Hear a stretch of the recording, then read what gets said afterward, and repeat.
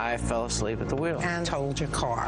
First, he took her car. You were going to... I'd rather not go into it. I don't give a rat's behind what you prefer not to go into. Then she took him in. What prompted you to move in together? I was conned into it. Judge Judy.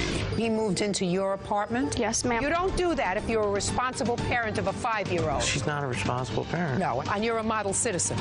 Back, and according to your complaint, he took your car without permission one day, drove it. You don't know what happened, but he says he fell asleep at the wheel and he totaled your car. You want the value of that car because you say you were forced to purchase another car and your monthly payments have, of course, increased as a result of purchasing the new car. Yes, ma'am. Mr. Hayden says that he had an agreement with you. Yes, Is ma'am. that right? Yes. And that he doesn't owe you anything for the new car. So he's going to tell me all about that agreement in a moment, and I am anxiously awaiting to hear the details of it. Me too. Good. We'll all wait together.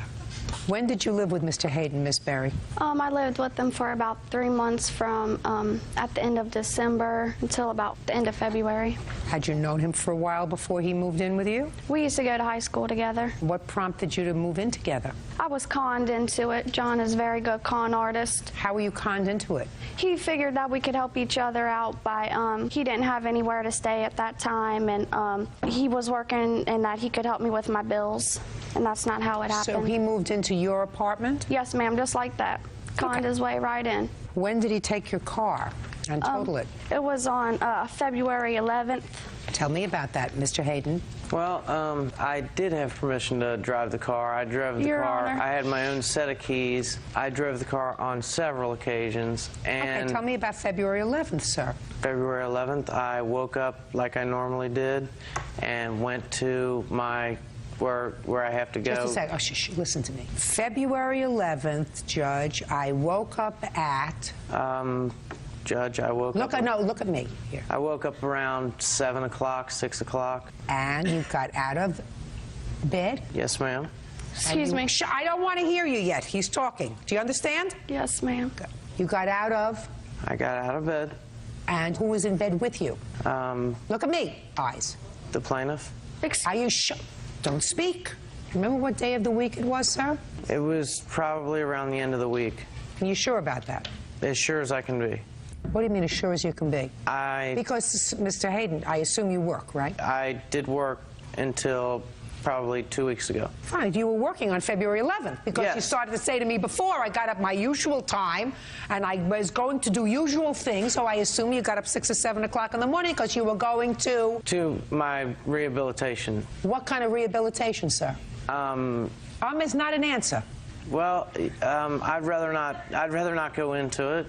Well, you have to tell me, sir, what you were doing, because I'm going to ask you specific questions, and I don't give a rat's behind what you prefer not to go into. Put your hand down. According to you, you'd been home the whole night before. Well, how come you fell asleep at the wheel? Well, not real sure. I've had problems in the past with driving, falling asleep. How many times in the past have you had problems driving? Well, I've never actually wrecked from it, but, you know, I've had several close calls. And when was that? Years past. Not when you were with Miss Berry? No. Did you ever tell Miss Berry before she gave you permission to use the car according to you and give you your own set of keys to the car that you've had near misses with falling asleep at the wheel? I'm sure she was aware. No, I didn't ask you that question, Mr. Hayden. And I want you to trust me, sir. On your best day, you're not as smart as I am on my worst day. Did you ever tell her that you had near misses of falling asleep at the wheel of a car? I'm not sure. Good, that's an answer. Did he ever tell you that? No, ma'am. Of course not. Now, was this Miss Berry's only means of transportation, or did she have a garage full of cars?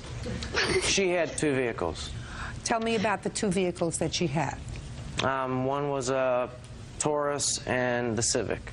And which car were you driving?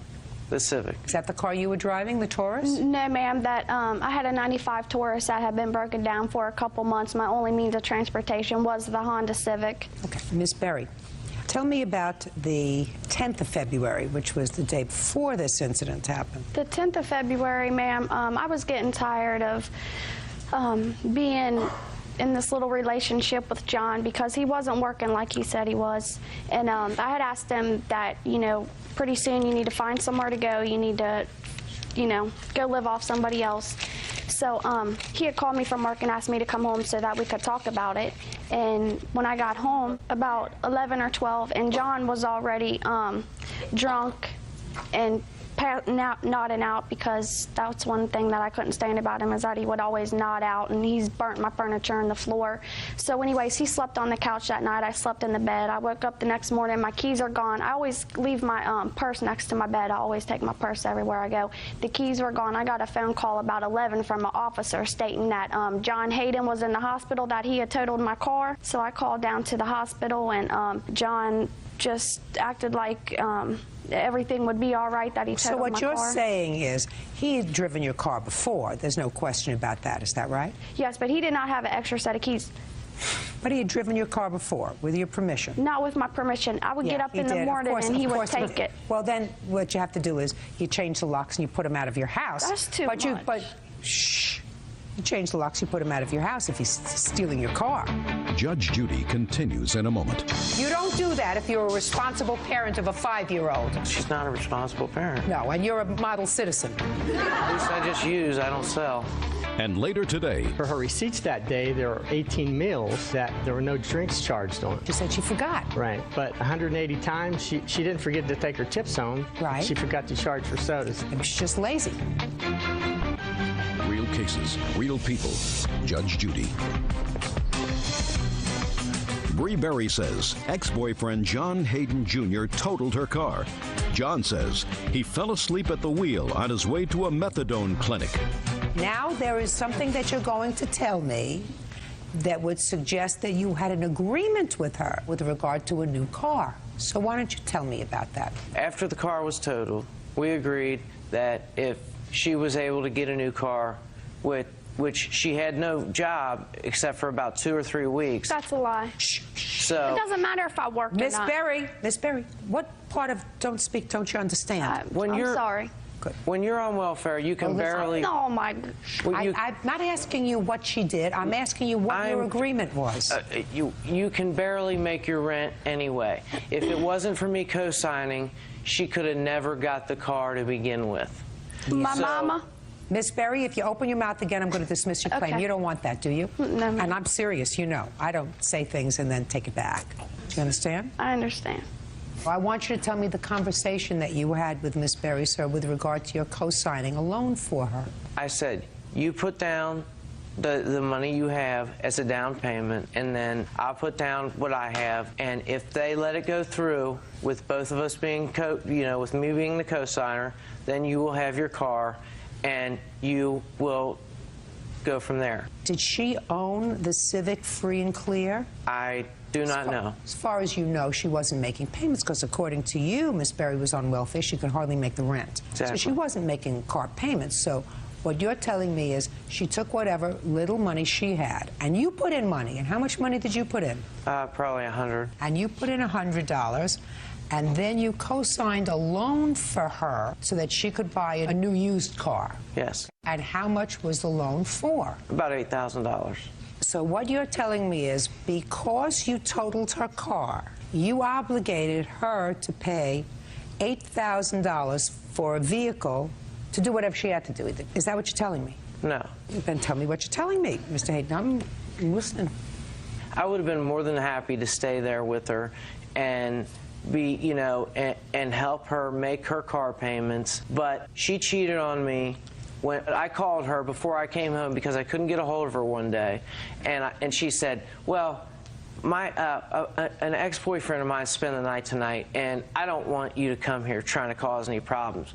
Granted, this is where I was living, paying bills, giving her money. I make about $500 or $600 a week, and, I just would give her money. If you had, sir, $500 or $600 a week, why don't you get your own car? Because I don't have a license. So, Mr. Hayden, so you took her car and drove her car without a license? I didn't know that at the time. I have an $80 reinstatement fee to pay, which I'm going through now. Mr. Hayden, you got more stories than Damon Runyon. The fact that you tell me that I gave her $100 towards the car, did he give you $100 towards the No, car? ma'am. No, of course he didn't. Oh, you're right. I couldn't Of course even he pay. Of course he didn't. I had to Give you pay for shh. What year car was this? a 93. Do you have the blue book value of it? Yes, ma'am. May I see it, please? Would you like to see all the evidence or just that? I'd like to see whatever you have, Miss Berry. And I don't live in Section 8. You move people in and out all the time. Oh, goodness. Ooh, this looks like some bad accident. What did you hit? A telephone pole. And you know, she didn't call to see if I was okay. She called to see if her car was okay. That should have told you something, Yeah, Mr. it Hayden. Should have. Yeah, she's self-centered, and karma will get her. Car was more important than you were. Exactly. Right. And that's car the was way it's more- always been with, you know, that's what her psychiatrist tells her. Judge Judy will continue in a moment.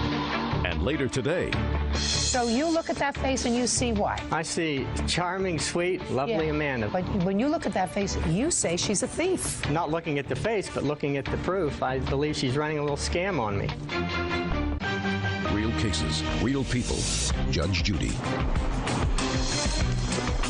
Bree Berry says ex-boyfriend John Hayden Jr. totaled her car. John says he fell asleep at the wheel on his way to a methadone clinic. Mr. Hayden, let me tell you something.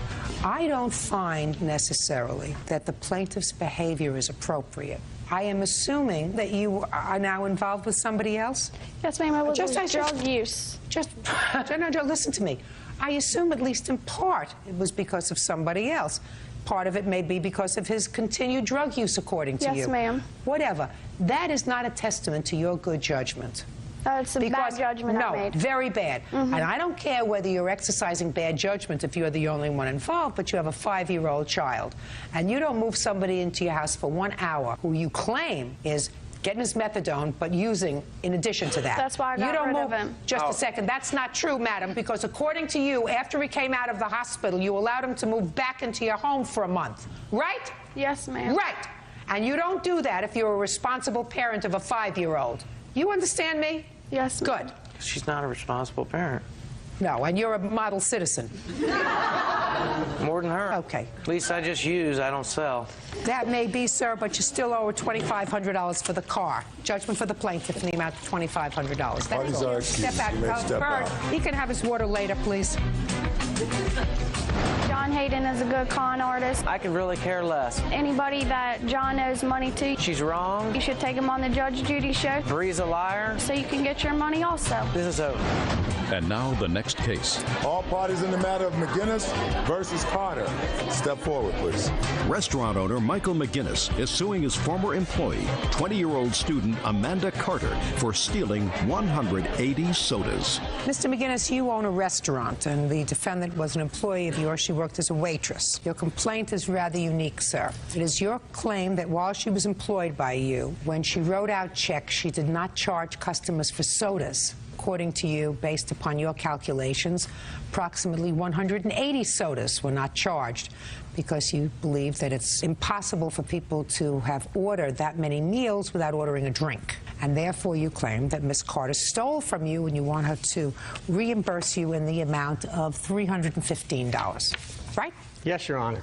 Okay. When did you start to work for Mr. McGinnis, Miss Carter? The beginning of December. And how long did you work for him? I worked for him for 4 months. What kind of restaurant is it? It's a sports bar. Is this your first job as a waitress? No, it's not. How old are you? I'm 20 years old. All right. So, Mr. McGinnis, tell me what makes you think that Miss Carter stole from you. My wife and I, Your Honor, went to a food show. We returned from the food show, and my wife checked receipts. And for her receipts that day, there were 18 meals that there were no drinks charged on. Okay. So the day before that, there were no drinks charged that day. But our policy is all meals, you charge drinks. I asked Amanda, why were there no drinks charged on the meals? And her reply was, I forgot. She forgot to charge them. She forgot to charge them. Okay. But the only thing that the server can get to themselves are sodas, chips and salsa. Everything else they have to order through the screen. But I just can't believe, Your Honor, that individuals are choking down cheeseburgers and nachos and burritos without drinking anything. Well, she already told you. She said she forgot. She forgot to charge. Yeah, that's what she said. She said she forgot. Right. But 180 times, she didn't forget to take her tips home. She didn't forget to pick up her check. Right. She forgot to charge for sodas time after time. When you do a check, how is the bill generated? It's generated without the drink. So the cost of the food itself comes off the computer. Yes. And then the server has to take an additional step before they add up the bill and add on 4 drinks, Yes. and then you total it. Yes, Your Honor. So she said to you, I forgot. Yes. And she's just lazy. Well, what do you think she was doing? You think she was serving these drinks and drinking them all herself? No, Your Honor. I believe that she was serving the drinks and possibly telling the patron that she was buying the drinks for them in order to get a better tip. That's a possibility. It's also a possibility she forgot, right? I don't think so, Your Honor. It's also, well, it's a possibility. It's just as possible as the scenario that you proposed, that she told all these 18 people on one day, I'm not charging you for drinks, you can add it to my tip, right? Yes. It's just as possible as that. You would prefer that I believe she's a thief. Yes, I believe so. So you look at that face and you see why? I see charming, sweet, lovely Yeah. Amanda, very personable. No, I'm asking you, but when you look at that face, you say she's a thief. Well, not looking at the face, but looking at the proof, I believe she's running a little scam on me. You didn't charge for the drinks, Amanda. How come you didn't charge for the drinks? I didn't charge for the drinks because they simply weren't ordered. The bar area is first when you come into the restaurant, and many people came into the bar and bought their beer and their mixed drinks and such and purchased them from the bartenders and then made their way into the dining area where there are TVs where people like to come in and watch sports. All right, but it's also possible, Amanda, that occasionally you let slip by Oh, yeah, certain drinks definitely. and didn't put it on the bill, right? Yeah. So that's a possibility. Very big possibility, yes. Do you ever tell people, listen, I'm not going to charge you for the sodas, so you could add it to my tip? No, I've never done that. Now, I can understand. You said to me, Amanda served those drinks, and she got the money for it and pocketed the money, and therefore she's a thief. But you're not saying that. You're saying that you choose to believe that instead of being forgetful, stupid, you know, she's a criminal, a thief. She stole money from you. And I don't buy that, Mr. McGinnis. I think that that's a very nasty thing to think about. What is? Are you on medication? Am I on my medication, Are Your you Honor? on any medication, sir? I'm wondering why you've got this grin on your face that seemed plastered onto your face. Case is dismissed, that's all. Parties are excused. You may step out.